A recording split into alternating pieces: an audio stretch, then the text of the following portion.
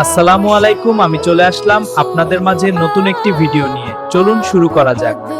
5 ওয়াক্ত নামাজের ফরজ কি কি আপনারা কি জানেন? ফজরের নামাজ 2 রাকাত। প্রথম রাকাতে সূরা কাফিরুন পড়তে হয়, দ্বিতীয় রাকাতে সূরা ফাতিহা এবং সূরা ইখলাস পড়তে হয়। জোহরের নামাজে মোট 12 রাকাত। এর মধ্যে 4 রাকাত সুন্নতে মুআক্কাদা, যা পড়া খুব গুরুত্বপূর্ণ। আসরের ফরজ কয় রাকাত, সুন্নাত কি? মাগরিবের ফরজ এবং সুন্নত কি কি? মাগরিবের 3 ওয়াক্ত ফরজ নামাজ, এর আগে 2 রাকাত সুন্নত এবং পরে 2 রাকাত সুন্নত নামাজ রয়েছে। এশার নামাজের ফরজ হলো 4 রাকাত, আর সুন্নত হলো 2 রাকাত আগে এবং 2 রাকাত পরে। এশার করা ফরজ জঙ্গন রাকাত, বেতের নামাজ 20 রাকাত। শেষ রাকাতে দোয়া কুনুত পড়া হয়। আমাদের এরকমের ভিডিও পাওয়ার জন্য আমাদের ফেসবুক, ইউটিউব পেজটি সাবস্ক্রাইব করে রাখুন।